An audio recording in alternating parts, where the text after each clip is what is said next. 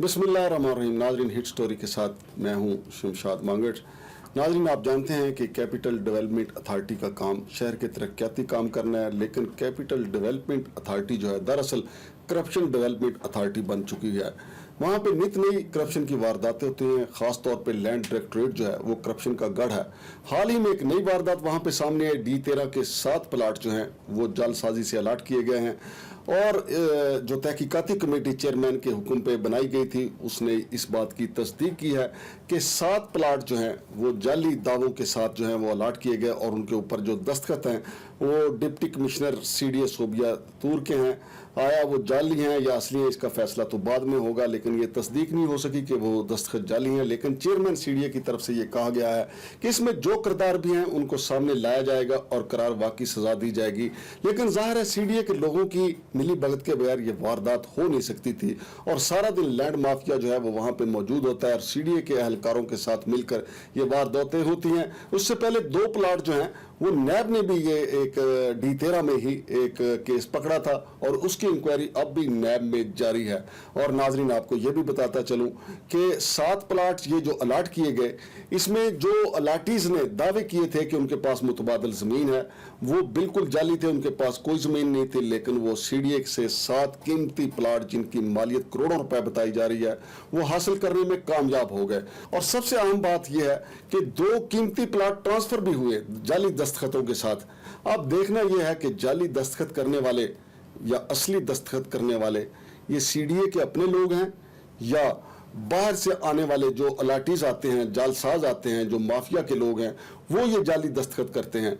Deputy commissioner CDA शोबिया तूर जो हैं, अगर उनके साइन कोई जाली कर सकता है तो इसका फरांजक करवाना चाहिए कि आया उनके दस्तखत अगर जाली हो सकते हैं तो फिर तो ये 7 प्लाट का नहीं होगा बल्कि 70 प्लाट का ये फ्रॉड होगा। क्योंकि जैसे जैसे तहकीकात आगे बढ़ेंगी तो सारे राज और पर्दे हटते चले जाएंगे। तो नाजरीन, ये पहली वारदात नहीं है, इससे पहले भी कई कमर्शियल प्लाट और कई रेजिडेंशियल प्लाट जो हैं इसी तरह जाली दस्तखतों के जरिए और जाली दावों के जरिए हथियाए गए और CDA मुंह देखता रह गया। यही वजह है कि CDA बजाय खुद तरक्की करने के एक ऐसा इदारा बन चुका है जिसको सफेद हाथी कहा जाता है। चूंकि CDA के अपने लोग जो हैं, अपने जो अफसरान हैं वो प्रॉपर्टी डीलरों का रूप धार चुके हुए हैं। वो बाहर जाते हैं तो प्रॉपर्टी डीलरों के साथ बैठते हैं और उनके साथ गेम प्लान तय करते हैं कि क्या करना है। तो ये 7 प्लाट और 2 प्लाट जो ट्रांसफर हुए और फिर 2 प्लाटों का केस जो पहले ही नैब में है, ये CDA की मदद के बगैर हो नहीं सकता।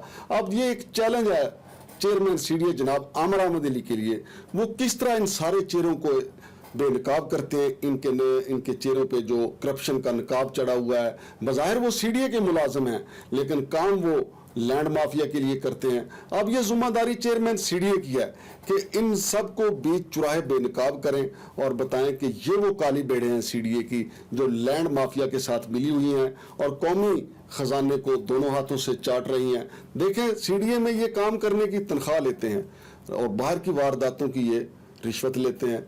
और ये जो जितने भी प्लाटों की जालसाजी से अलाटमेंट होती है उनमें 50-50 होता है। आधा लैंड माफिया का पैसा होता है, आधा ये काली भेड़ें हासिल कर लेती हैं। लेकिन जितनी जल्दी हो सके जनाब चेयरमैन साहब इसकी इंक्वायरी करवाएं।